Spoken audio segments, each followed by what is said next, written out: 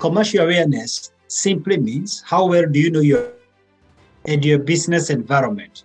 And I think Nyambula has alluded to that. How much do you know your business and your business environment? So I want to take you to task. I want to put you on the spotlight on how well you know your business and your business environment. My main products in terms of the turnover, what I get from them. Number one is consultancy, like writing strategic plans, business plans. Number two is training. Number three, it is public speaking. Number four, it is my online courses. Number five, it's my webinars. Number six, it's my books.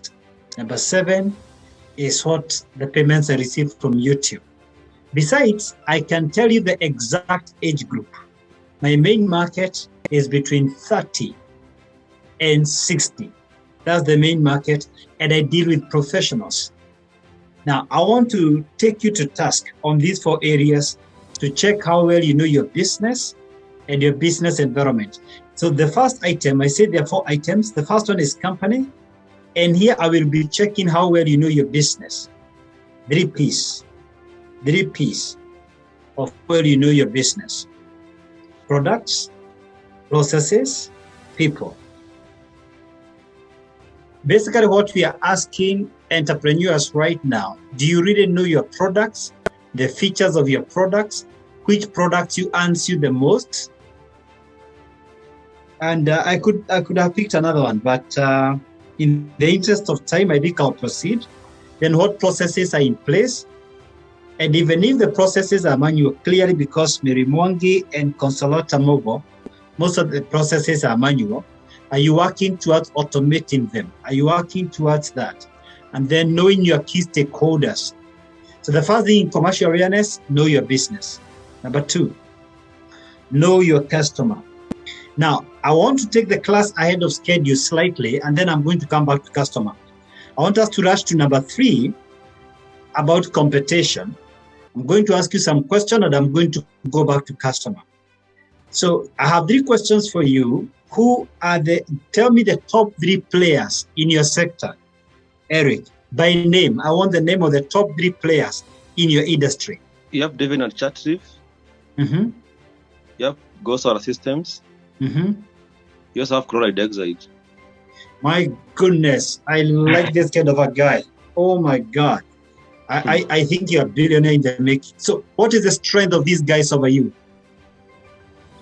Some of them are manufacturers. Mm-hmm. Some can import in large quantities. So the economies of scale.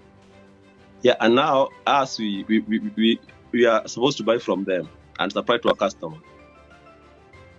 So what strength do you have over them? I think one of the strengths is professionalism and training. Mm-hmm.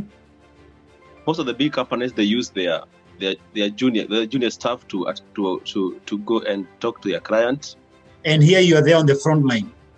Yeah, me as the owner of the company. Yeah.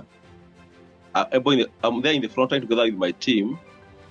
I see the point. So they are big, and they are too big to have the experts on the ground. Yes. But here you are directly with the customer. So we are discussing commercial awareness. The first thing, know your business.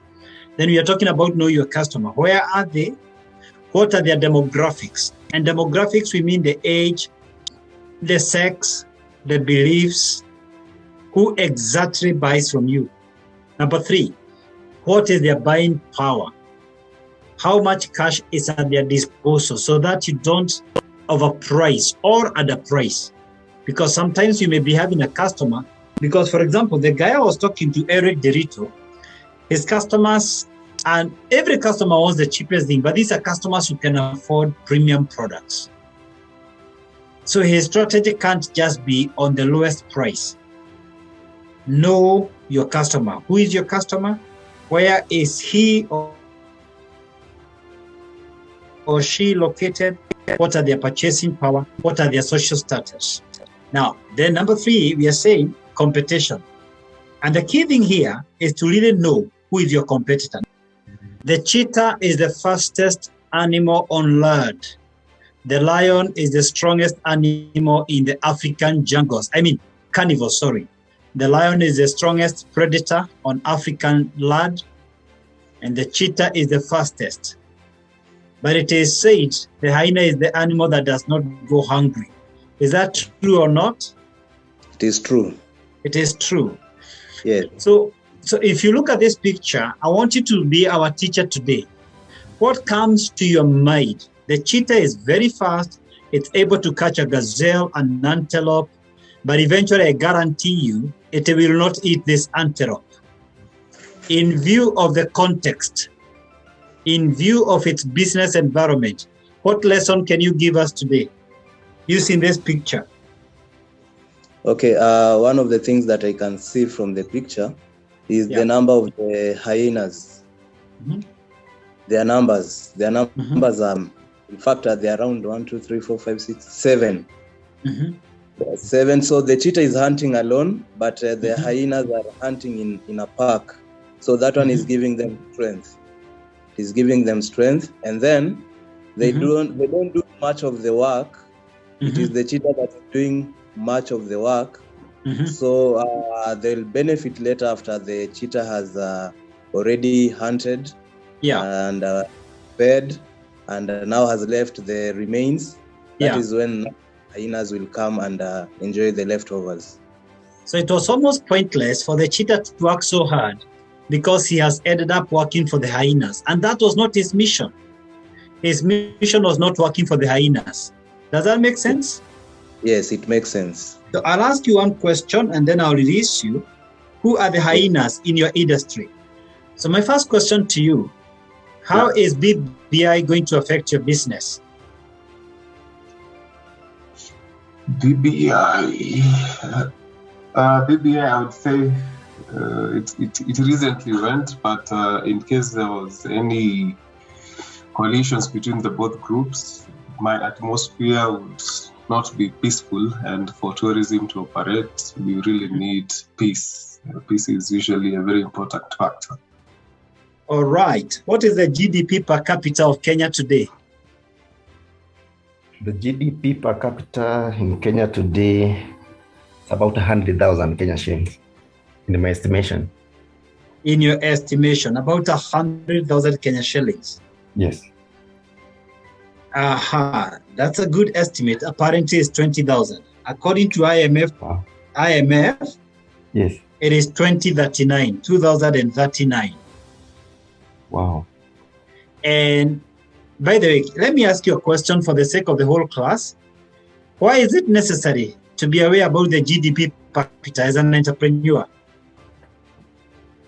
I think it helps an entrepreneur just to know the disposable income. Correct. What business do you do, Elisha? I'm in travel and tours, experiential travel, inbound. Does it matter for you for people to have mobile phones? Yes, it does. I think you get where I'm heading now. Yeah. Now, Elisha, I'm still on you. I'm on the third item, social. You said you're in transport. Did you say you're in transport? Somehow, travel and tours. Travel and tours. What exactly do you do in travel and tours? Mainly we focus on, that is international arrivals, inbound travel. Which month do you have most business? This is around the same month that we have most business. That is August, September. I love that. August, September. Who are your main competitors? Give me their names, the top three. One of them is Bonfire. Second one is Bountiful.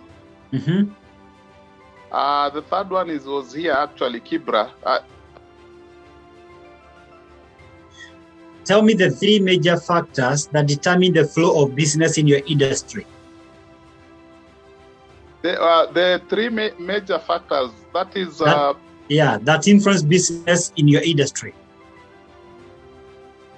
One of them is political stability. You are so spot on. That's actually the first. And then the second one is disposable income.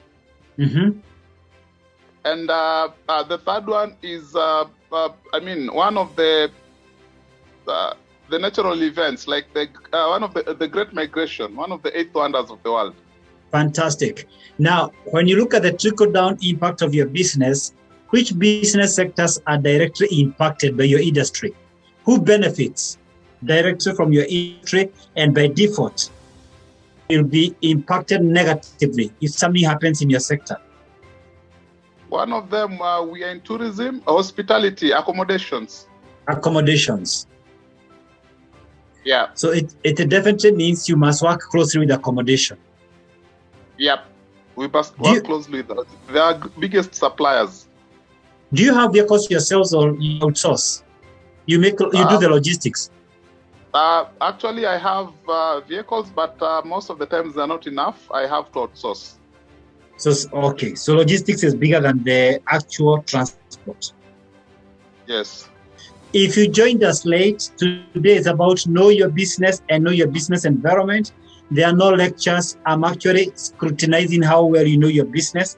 Can I have another volunteer? Grace Getao? Yes, Doc.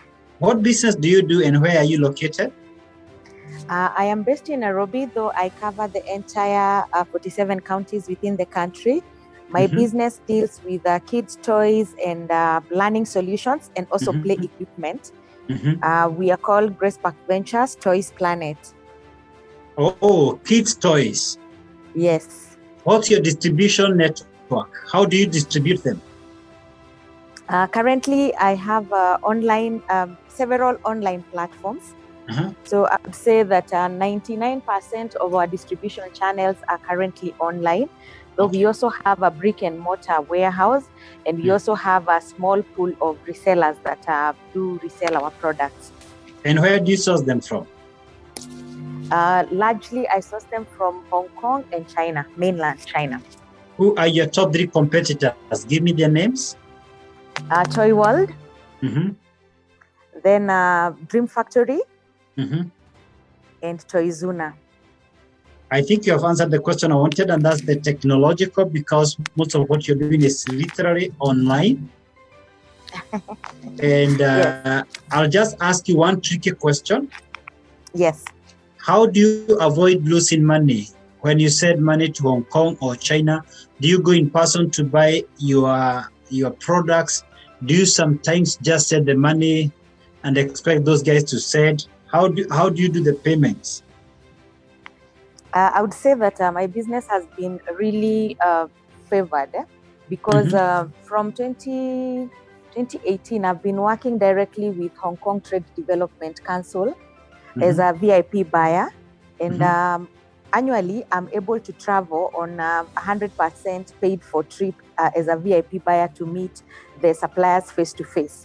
The other thing is I'm able to maintain the relationships with the suppliers, and having known them personally, then it becomes really easy. Know your business context. And this is what in school you are told is called the PESTEL model, the business environment.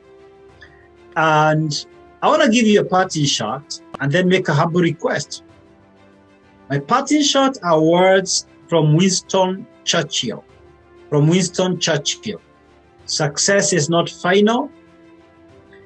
Failure is not fatal. It is the courage to continue that counts. Meaning, no matter how well you're doing, keep doing it. Don't say, if it ain't broke, I won't fix it. Ask yourself, when is it likely to break?